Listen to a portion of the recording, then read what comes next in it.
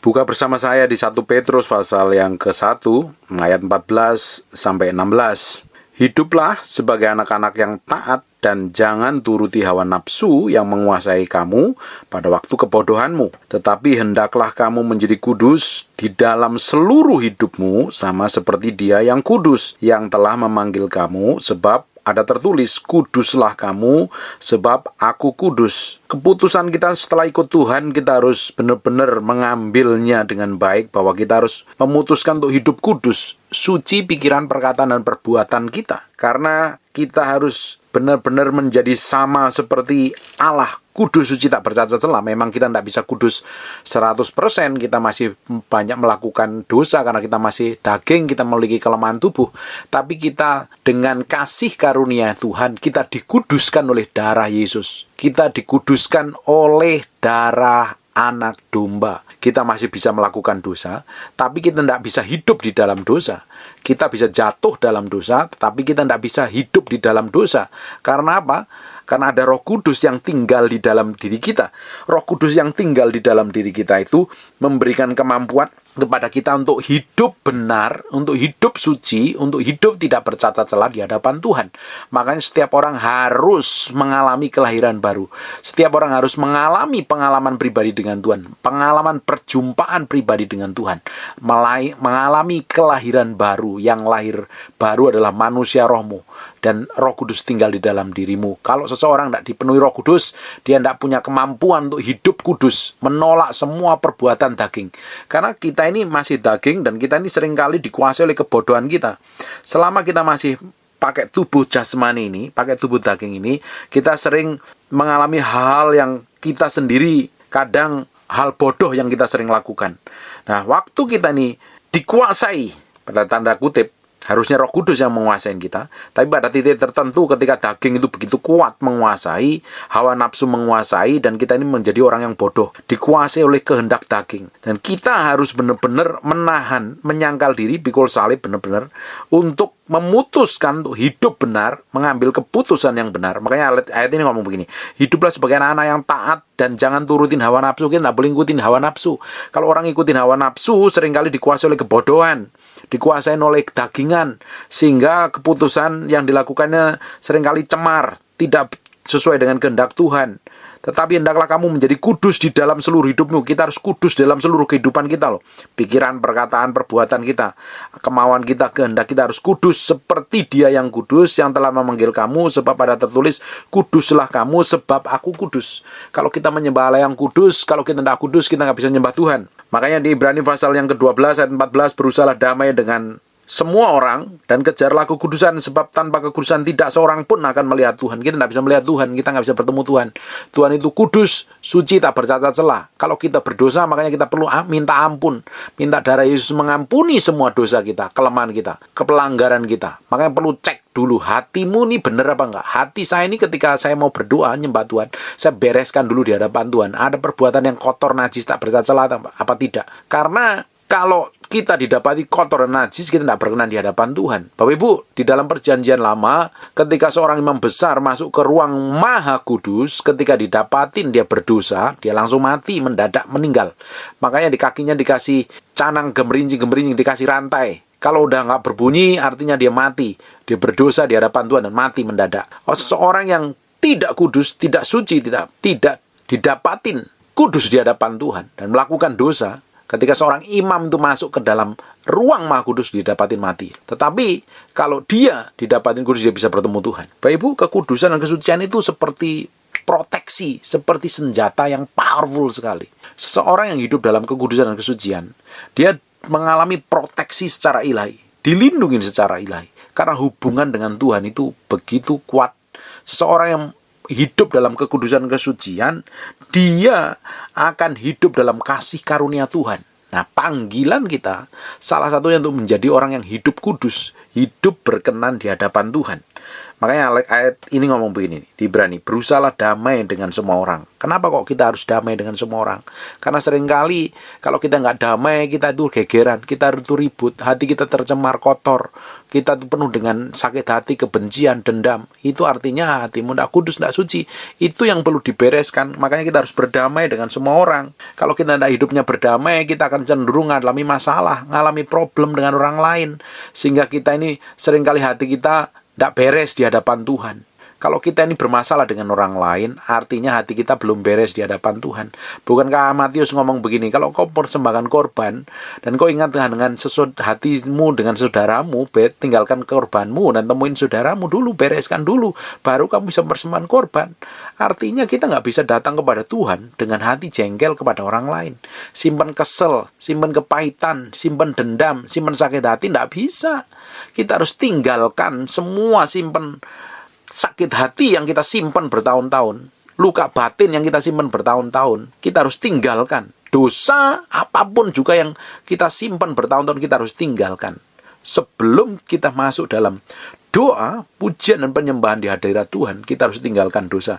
Makanya sebelum masuk dalam doa, pujian dan penyembahanmu, engkau harus bereskan hatimu dahulu, supaya hidupmu mengalami kemenangan, dan kau bisa nyembah Tuhan dengan baik. Kalau tidak, dosa, orang yang tidak kudus artinya hidup dalam dosa, hidup dalam kenajisan. Lawan kata dari kudus adalah najis, kotor. Lawan dari kudus, lawan dari suci adalah kotor. Jadi, kalau hati kita ini tidak kudus, tidak suci di hadapan Tuhan, hati kita kotor. Alkitab ngomong begini loh, kalau kita ini kudus, makanya coba buka sebentar di Yosua pasal yang ke-7 ayat 13. Alkitab ngomong begini, bangunlah, kuduskanlah bangsa itu, dan katakan, kuduskanlah dirimu untuk esok hari, sebab demikianlah firman Tuhan Allah Israel. Hai orang-orang Israel, ada barang-barang yang dikhususkan di tengah-tengahmu, kamu tidak akan dapat bertahan menghadapi musuhmu sebelum barang-barang yang dikhususkan itu kamu jauhkan di tengah-tengah kamu. Jadi ketika ada dosa, kita menjadi sasaran empuknya setan. Dosa itu adalah pintu celahnya setan untuk hajar kita. Tapi kalau kudusan, kita memilih hidup kudus. Seringkali kita ini udah berusaha hidup benar, hidup kudus, hidup suci.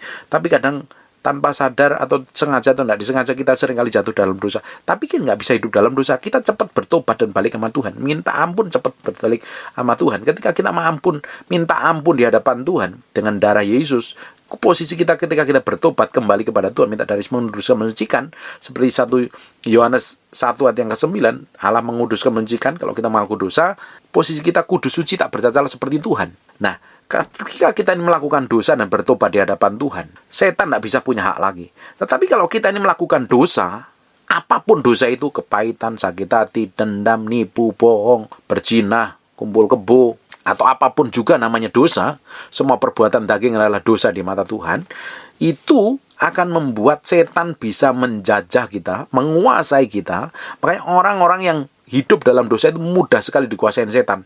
Tetapi orang yang tidak hidup di dalam dosa, artinya hidup dalam kekudusan, dia akan mengalami kemenangan bersama Tuhan. Ini Yosua ketika mengalami satu hal yang parah, salah satunya didapatin akan mengambil barang yang dikhususkan itu, artinya dia melakukan dosa di mata Tuhan, melanggar perjanjian Tuhan. Harusnya dia mengalami kemenangan. Ketika Yosua menghadapi kota Yeriko, yang kota yang kokoh, kuat itu, dia mengalami kemenangan. Dan setelah itu dia mengalami kota kecil namanya kota Ai. Karena ada barang yang dikhususkan yang harusnya dimusnahkan, diambil, dan membuat dosa di antara umat Israel, di antara bangsa Israel. Akhirnya apa? Bangsa Israel ketika perang melawan kota Ai itu hancur kalah. Dosa membuat celah setan. Dosa membuat proteksi hidup kita ini bocor. Dosa membuat setan menggagahi semua pekerjaan Tuhan dalam hidup kita. Sehingga kita mengalami kegagalan, kebangkrutan, segala macam, kerusakan, babak belur hidupnya. Berapa banyak dari kita yang hidup di dalam dosa, nah hari ini hidupnya babak belur. Tetapi kalau kita ini memilih hidup kudus dengan kekuatan Tuhan tentunya. Kita nggak bisa hidup kudus dengan kekuatan kita. Kita perlu hidup kudus dengan kekuatan Roh Kudus. Dengan kemampuan Roh Kudus, makanya seseorang harus dibaptis, dipenuhi Roh Kudus. Supaya kita menerima kuasa. Selain untuk hidup bersaksi, hidup kita untuk bersaksi, tapi kita juga hidup bisa memiliki kemampuan untuk menangkal dosa, menangkal semua perbuatan jahat. Nah, Ketika kita hidup kudus, kita diberikan kuasa otoritas. Bangsa Israel ketika hidup dalam dosa, dia dikuasain musuh. Dihajar musuhnya, dia mengalami kekalahan. Bapak Ibu bisa lihat nanti kisahnya para raja-raja di Tawarik, di para raja, di kitab para raja. Semua pemimpin bangsa Israel yang hidup di dalam dosa, akhirnya bangsa itu hancur digagain musuh. Tetapi ketika mereka kembali bertobat pada Tuhan dan hidup dalam kekudusan, hidup dalam perjanjian Tuhan, mereka diproteksi, dijagain Tuhan. Bahkan musuh tidak bisa menyerang. Hari ini, kalau kita, hidupmu selama ini Bapak belur terus-terusan, coba cek nih. Jangan-jangan perlindunganmu udah bocor di hadapan Tuhan. Keputusan hidupmu, sikapmu, tingkah lakumu tidak berkenan di hadapan Tuhan. Engkau tidak hidup dalam kekudusan dan kesucian. Kesucian, kekudusan adalah benteng perlindungan yang paling ampuh di dalam hadirat Tuhan. Di dalam Tuhan. Makanya kita itu perlu cek terus hati kita ini dengan baik. Orang yang bisa melawan iblis adalah orang yang tunduk kepada semua kehendak Tuhan. Di Yakobus 4 ayat 7, karena itu tunduklah kepada Allah dan lawanlah iblis, maka ia akan lari daripadamu. Kita tidak bisa memiliki kekuatan untuk melawan iblis kalau kita hidup di dalam dosa. Sebab dosa itu miliknya setan. Dosa adalah tempat di mana setan punya hak sah untuk menjajah, menguasai, dan menghancurkan setiap kehidupan anak-anak Tuhan. Setiap kehidupan orang-orang percaya. Dosa yang membuat setan bisa masuk secara legal di hadapan Tuhan dan tuduh kepada kita karena kita melakukan pelanggaran yang tidak sesuai dengan kebenaran firman Tuhan. Bagaimana orang yang berdosa mau bisa melawan semua pekerjaan setan? Tidak mungkin. Makanya Yakobus 4 yang ke-7, karena itu tunduklah kepada Allah. Kita harus tunduk dulu kepada Allah. Tunduk, submit, hormat, respect dengan semua kebenaran firman Tuhan. Orang tunduk kepada Tuhan artinya hidup dalam kekudusan dan kesucian. Pikiran, perkataan, perbuatannya harus kudus, suci. Baru Tuhan berikan otoritas kepada kita untuk melawan iblis, maka iblis akan lari daripada kita. Coba cek selama ini. Hidupmu banyak digagain setan atau diberkatin Tuhan? Hidupmu babak belur terus-terusan. Bahkan ada orang ya, kerja mati-matian dari pagi, siang, sore, malam. Diberkatin ya, tapi berkatnya itu seperti hilang begitu aja. Karena apa? Ada celah yang setan bisa ambil dalam kehidupan kita. Salah satu celah yang membuat setan bisa mengambil semua berkat, kemurahan, kasih karunia, dan lain sebagainya yang Tuhan berikan kepada kita, hilang begitu saja karena ada celah namanya dosa. Makanya kita harus hidup dalam kekudusan dan kesucian. Bapak Ibu nanti buka di 1 Tawarik pasal 16 ayat 29. Berilah kepada Tuhan kemuliaan namanya, bawalah persembahan dan masuklah menghadap Dia. Sujud menyembah kepada Tuhan dengan berhiaskan kekudusan. Kita harus berhiaskan kekudusan kok. Kalau kita tidak berhiaskan kekudusan, artinya kita kotor dan najis. Kekudusan itu mutlak bagi orang percaya. Kalau Bapak Ibu hari ini masih dosa, dosamu apa saja? Saya nggak pernah tahu. Yang tahu adalah engkau dengan Tuhan. Bertobat balik kepada Tuhan, minta ampun kepada Tuhan. Ambil untuk memutuskan untuk hidup benar di hadapan Tuhan. Mazmur 29 ayat kedua, berilah kepada Tuhan kemuliaan namanya. Sujudlah kepada Tuhan dengan berhiaskan kekudusan. Kita harus berhiaskan kekudusan. Jubah kita harus jubah kekudusan kesucian. Bapak Ibu nanti buka di Kejadian pasal yang ketiga. Ketika Adam dan Hawa jatuh di dalam dosa, dia didapatin telanjang. Tidak ada proteksi lagi. Dulunya apakah dia pakai baju? Saya rasa juga dia nggak pakai baju. Dia seperti pakai jubah kemuliaan, pakai tubuh kemuliaan. Ketika dia jatuh dalam dosa, dia serahkan otoritasnya itu cuma-cuma kepada iblis. Dan dia mendapatin dirinya telanjang. Untung Tuhan itu baik loh. Dia bikinkan baju sama Adam dan Hawa. Tetap Tuhan punya kasih karunia, punya kemurahan Tuhan. Bapak Ibu hari ini hidupmu dalam dosa. Engkau seperti telanjang. Orang yang hidup di dalam dosa, hidup dalam kenajisan, hidup di dalam dosa itu seperti maju ke medan perang, tapi tidak memakai senjata apapun juga. Atau berjalan di keramaian, tapi tanpa baju sehelai pun. Dosa, itu engkau telanjang di hadapan setan. Ketika engkau berdosa, engkau itu telanjang bulat-bulat di hadapan setan. Dan di hadapan Tuhan. Dan setan bisa hancurkan kita. Mazmur 96 ayat yang ke-9. Sujudlah kepada Tuhan dan berhiaskan kekudusan. Gemetarlah di hadapannya, hai segenap bumi. Harus berhiaskan kekudusan. Kita harus memutuskan untuk hidup kudus, hidup suci di hadapan Tuhan. Kalau tidak, kita akan menjadi orang yang babak belur. Kita akan menjadi orang yang bisa digagain setan. Kekudusan dan kesucian adalah senjata yang paling ampuh untuk melawan segala tipu daya setan. Kekudusan dan kesucian adalah benteng yang memproteksi, menjaga kita dari serangan apapun juga itu. Setan bisa merancang dengan segala macam cara, dengan segala macam metode, dengan tipu dayanya yang mengerikan. Tetapi ketika kita ini memilih hidup kudus dan hidup suci, ada proteksi ilahi, ada penjagaan ilahi, yang kita harus connect terus dengan surga. Dan surga proteksi kita dengan powerful. Tapi ketika kita ini hidup dalam dosa, perlindunganmu tuh bocor. Engkau seperti telanjang dan bisa dihajar iblis dengan begitu rupa. Buka sebentar di dalam 2 Timotius pasal yang kedua, mulai ayat yang ke-21. Jika seorang menyucikan dirinya dari hal-hal yang jahat, ia akan menjadi perabot rumah untuk maksud yang mulia. Ia dikuduskan, dipandang layak untuk dipakai tuannya, dan sediakan untuk setiap pekerjaan yang mulia. Kalau orang itu menyucikan dirinya, hidupnya suci, engkau memilih itu hidupmu suci hari ini, mulai hidupmu kudus, mengambil keputusan itu, Tuhan dari surga melihat kita ini seperti perabot yang mulia, dikuduskan, dan dipandang untuk ditempatkan untuk pekerjaan yang mulia. Coba buka sebentar di ayat yang ke-20-nya. Dalam rumah yang besar bukan hanya terdapat perabot dari emas dan perak, melainkan juga dari kayu dan tanah. Yang pertama dipakai untuk maksud yang mulia, yang terakhir untuk maksud yang kurang mulia. Jadi hidup kita ini kita bisa putuskan ini. Hidupmu dipakai untuk pekerjaan yang mulia atau yang tidak mulia. Karena kita seperti perabot. Perhatikan ayat 21. Jika seorang menyucikan dirinya dari hal yang jahat, ia akan menjadi perabot rumah untuk maksud yang mulia. Kalau kita hidup kudus, suci, tak bercacat celah, belajar hidup dalam kebenaran firman Tuhan, menjaga hati, pikir, perkataanmu, engkau akan dipandang layak untuk dipakai Tuhan, untuk pakai Tuhan kita, untuk disediakan suatu pekerjaan yang mulia. Tuhan pasti akan promosi, Tuhan pasti angkat, Tuhan pasti buka jalan, bikin breakthrough dan terobosan. Kuncinya apa? Kita harus menyucikan diri kita dari semua kejahatan. Kejahatan itu salah satunya apa? Ayat 22 perhatikan. Sebab itu jauhilah nafsu orang muda. Yang muda-muda yang nafsunya libidonya tinggi harus tahan.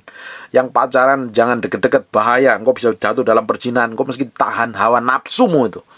Hawa nafsu termasuk seks, ambisi, ego, amarah, harus ditahan. Kejarlah keadilan. Kita suruh mengejar keadilan, mengejar kesetiaan, kasih dan damai bersama-sama dengan mereka yang berseru kepada Tuhan dengan hati yang murni. Kita berdamai sesama anak Tuhan, gak boleh gegeran. Suruh berdamai kok. Supaya apa? Gak ribut. Saya nggak habis pikir dengan pendeta yang saling caci, saling maki, saling menyalahkan, merasa benar sendiri. Alkitab ngomong loh, kita harus bersama-sama dan damai bersama-sama dengan mereka yang berseru dengan nama Tuhan, kepada Tuhan. Sama anak-anak Tuhan nggak boleh gegeran kok. Ayat 3, hindarilah soal yang dicari-cari. Seringkali orang tanya, mau ngetes, mau uji saya nggak tahu, dia bukan dosen saya juga nggak kuliah, tapi dia mau tes, mau uji saya. Saya hindari hal seperti itu. Buat apa? Memperdebatkan firman. Buat apa firman diperdebatkan? Dulu pernah ada orang yang mau nguji firman katanya. Firman nggak perlu diuji. Firman itu perlu dilakukan kelar. Ngapain firman diuji? Justru firman suatu hari akan menjadi hakim kita di pengadilan yang terakhir. Hindarilah seorang yang dicari-cari. Nggak usah ribut gegeran. Hal yang nggak penting nggak usah diribut-ributin lah. Yang bodoh, hal yang nggak penting nih, yang tidak layak, engkau tahu bahwa soal itu menimbulkan pertengkaran. Halnya begitu membuat pertengkaran. Coba cek nih, orang yang ribut di YouTube tuh, sesama anak Tuhan ribut di YouTube tuh karena apa? Hal yang sia-sia yang diributin, perdebatan, salah tafsir, beda doktrin, diributin, digegerin. Buat apa? Hanya ribut satu dengan yang lain, menimbulkan pertengkaran. Kalau engkau hidup di pertengkaran, hatimu kesel, jengkel, dongkol, engkau tidak hidup dalam kesucian loh, engkau dalam kenajisan di hadapan Tuhan loh. Setan akan menjadi mudah menghancurkan, menyerang. Makanya nggak usah ribut, nggak usah gegeran nih hal seperti ini. Sedangkan seorang hamba Tuhan tidak boleh bertengkar. Saya lihat nih di YouTube banyak orang bertengkar nih, saling merasa benar sendiri. Dia salah, dia sesat, doktrinnya salah, dia ngawur. Urusannya dia sama Tuhan. Kalau dia hamba Tuhan benar-benar dia diurusin sama Tuhan. Nggak usah ribut ngurusin hamba Tuhan, urusin hidupmu sendiri dengan Tuhan. Bagian kita tuh hidup dengan firman kok, bergaul dengan firman. Kalau hidup kita ini bergaul dengan firman setiap hari, kita nggak usah pusing dengan kesalahan orang. Kalau orang salah itu Tuhanannya urusin mereka. Apalagi kalau yang salah itu hamba Tuhan, dia itu hamba Tuhan, yang manggil itu Tuhan sendiri. Dia pasti diurusin kalau dia real hamba Tuhan.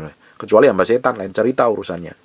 Sedang seorang hamba Tuhan tidak boleh bertengkar, tetapi harus ramah terhadap semua orang. Suruh ramah lagi. Ia harus cakap mengajar, sabar, dengan lemah lembut dapat menuntun orang yang suka melawan. Sebab mungkin Tuhan memberikan kesempatan kepada mereka untuk bertobat dan memimpin mereka sehingga mereka mengenal kebenaran. Kita kalau ngelihat orang nggak bertobat malah kita gedek nih. Coba cek nih sama pasanganmu masing-masing nih. Kalau pasanganmu nggak berubah-berubah, kamu kesel kan kadang sering kali. Marah-marah kan, nuntut dia berubah, kamu semakin tuntut dia nggak bakalan berubah loh. Sampai matamu biru, pasangan hidupmu nggak akan berubah seperti yang kau mau.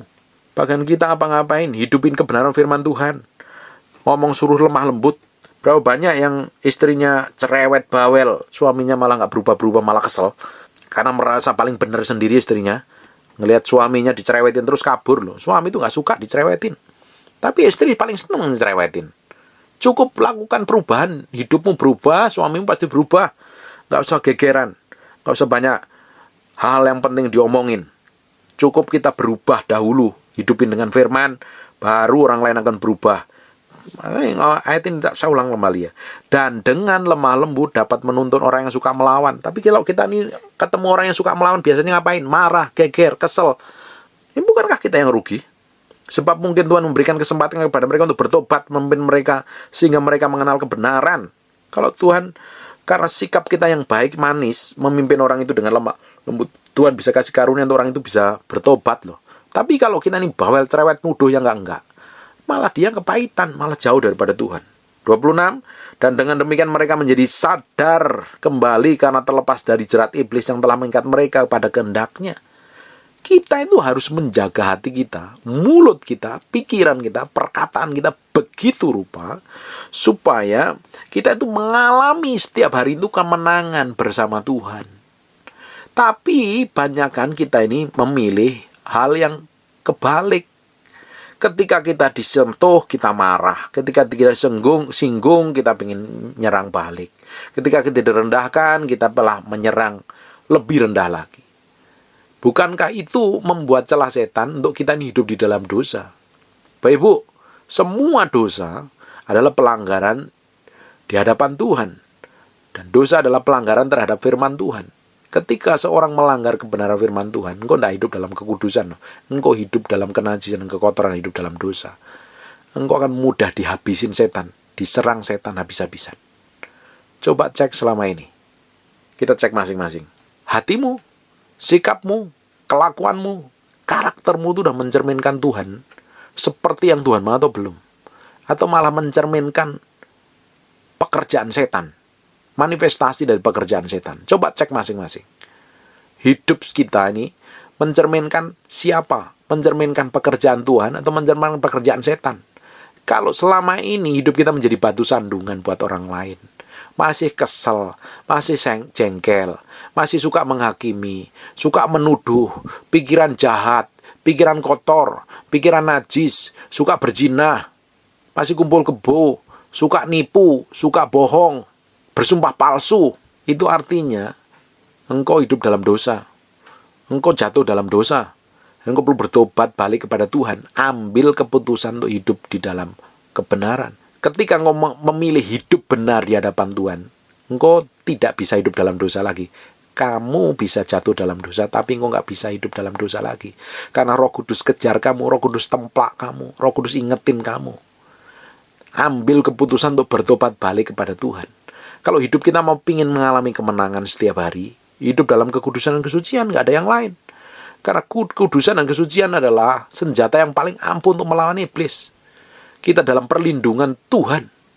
Kita dalam proteksi ilahi. Bahkan even Musa pun, ketika ketemu Tuhan, dalam semak yang terbakar itu, dia suruh menanggalkan kasutnya. Karena kudus suci tempatnya. Kita pun kalau mau ketemu Tuhan, Kita harus didapatin hati kita ini kudus, suci, tak bercacat celah loh. Makanya perlu kita ini bertobat setiap hari. Jangan nyuruh orang lain bertobat, kita sendiri yang bertobat. Kalau kita sendiri yang bertobat, orang lain ngelihat buah dari pertobatan kita, orang lain ikut bertobat. Orang jerat-jerit untuk orang lain bertobat, pasanganmu bertobat, tapi engkau sendiri gak bertobat, ya percuma saja. Jadi malah jadi batu sandungan. Coba cek masing-masing. Kamu ingin mengalami kemenangan? Ambil keputusan untuk hidup dalam kekudusan dan kesucian. Pak, saya ini terjerat dosa ini dan itu, dan lain sebagainya. Minta ampun kepada Tuhan, minta kemampuan Roh Kudus untuk melepaskan dari semua ikatan dosa itu. Kalau enggak, temuin gembalamu, temuin pendetamu untuk dilayani, dikonselingin, dibereskan. Yang kepahitan, yang benci, yang dendam, yang jengkel sama pasangannya, kau harus melepaskan pengampunan loh. Yang luka batin kau beresin hidupmu. Hidupmu yang masih terjerat dalam dosa, balik kepada Tuhan hari ini. Sebab percuma kau jerit-jeritan sama Tuhan, berdoa kanan kiri, jerit-jeritan. Tapi kalau kau masih hidup dalam dosa, doamu nggak berkenan di hadapan Tuhan. Percuma kau kerja mati-matian, tapi kau hidup dalam dosa. Makanya berkatmu bocor, setan bisa gagain, bisa hancurkan. Setan itu menghancurkan, tujuannya menghancurkan, membinasakan, membunuh dan membinasakan. Dia akan membinasakan orang-orang yang percaya itu secara legal di hadapan Tuhan. Kalau didapatin orang itu jatuh dalam dosa, dia akan ngomong sama Tuhan, dia akan habisin. Karena apa? Setan mainnya legal di hadapan Tuhan, tidak main sembarangan. Setan memperhatikan hidup kita. Setan memang nggak bisa mengerti isi hati kita, tapi dia memperhatikan dari apa yang kita kerjakan, apa yang kita omongin, apa yang kita perbuat. Diperhatikan terus. Dia cari titik lemahnya kita untuk diseret, untuk dihancurkan tujuannya. Tapi kalau kita ini menjaga hati kita dengan baik, mulutmu, sikapmu, omonganmu, perlakuanmu, karaktermu harus sesuai dengan firman setiap hari, perlahan-lahan, tanpa kamu sadarin, kita berjalan dari kekudusan satu kepada kekudusan yang lain. Harusnya setiap hari kita berjalan dalam kesucian satu pada kesucian yang lain. Hari ini dalam kesucian, besok dalam kesucian. Hari ini dalam kekudusan, lusa dalam kesucian, dalam kekudusan. Terus, tanpa kita sadarin, kita sudah tidak mau melakukan hal yang melanggar kebenaran firman Tuhan. Pelan-pelan kita akan mengalami kemenangan, breakthrough dan terobosan. Saya percaya Tuhan mau kita ini hidup kudus. Karena di surga, Allah itu kudus adanya, suci adanya. Dan dosa tidak bisa menyatu dengan Allah. Hari ini, ambil keputusan untuk hidup benar di hadapan Tuhan. Ambil keputusan untuk hidup kudus, suci, tak bercacat celah di hadapan Tuhan. Pak, saya ini seorang yang berdosa mungkin. Pak, saya ini banyak melakukan kesalahan apapun lah yang engkau sudah lakukan, engkau sudah perbuat. Datang kepada Yesus, minta pengampunan. 1 Yohanes 1 ayat 9, Allah itu setia dan adil. Kalau engkau mengaku dosa di hadapannya, Dia akan mengampuni dosamu. Akuin di hadapan dosamu itu di hadapan Tuhan. Ngomong sama Tuhan, minta darahnya mengampuni, menghapus dosamu. Oleh kasih karunia nanti kita dikuduskan, disucikan. Dan minta Roh Kudus memenuhi hidup supaya kita hidup beralami kemenangan. Setiap hari. Setiap hari. Penting ini. Kekudusan ini penting. Ini lebih penting dari sekedar berkat, kita diberkatin Tuhan.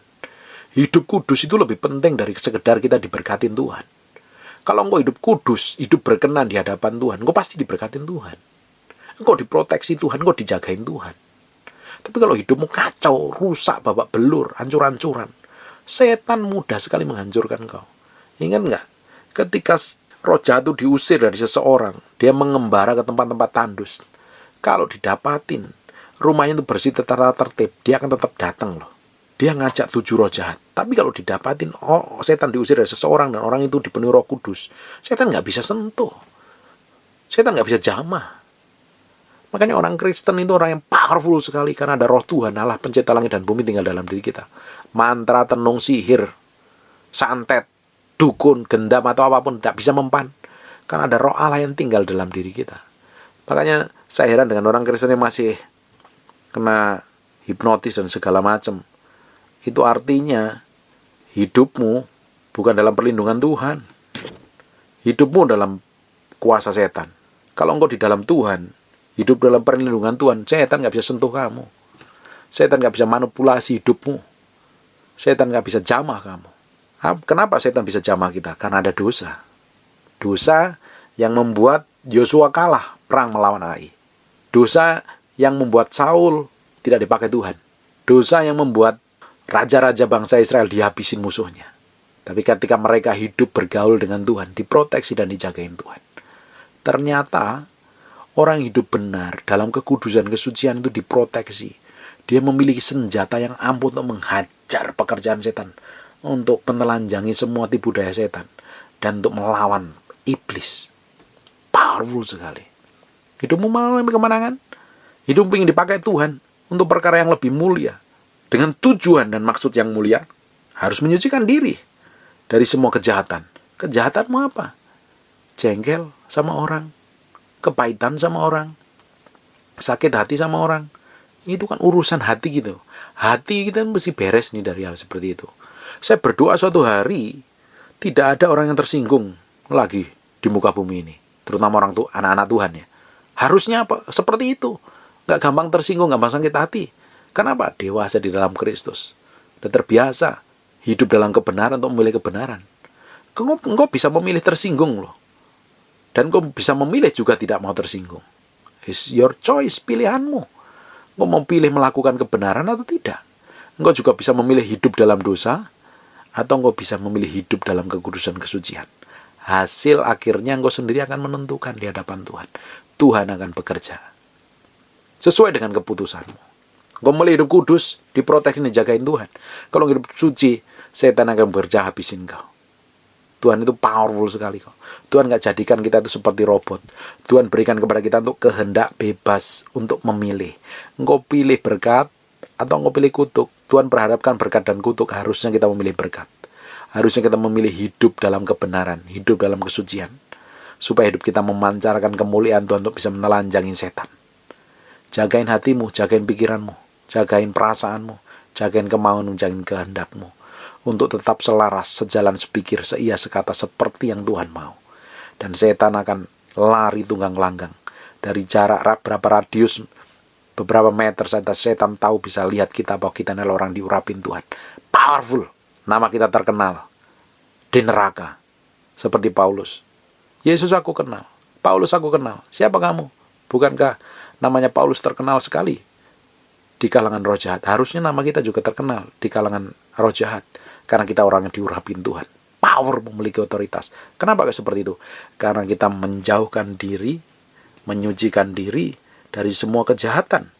Dan kita memilih untuk menjadi barang yang mulia. Di 2 Timotius 2 ayat 21. Jika seorang menyucikan dirinya dari hal yang jahat, ia menjadi perabot rumah untuk maksud yang mulia. Ia dikuduskan, dipandang layak untuk dipakai tuannya, dan sediakan untuk setiap pekerjaan yang mulia. Mulai hidup kudus, ambil keputusan, tinggalkan semua dosamu.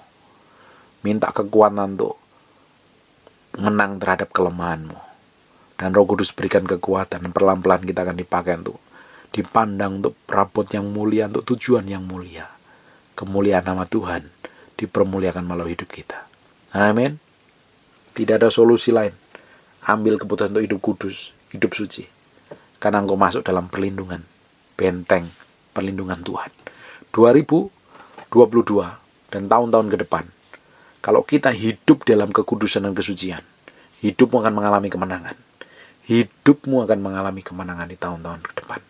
Ada proteksi ilahi, ada penjagaan ilahi. Kita bisa mengalami tes ujian, tapi kita mengalami kemenangan, ada proteksi dan dijagain Tuhan secara ilahi. Amin. God bless you.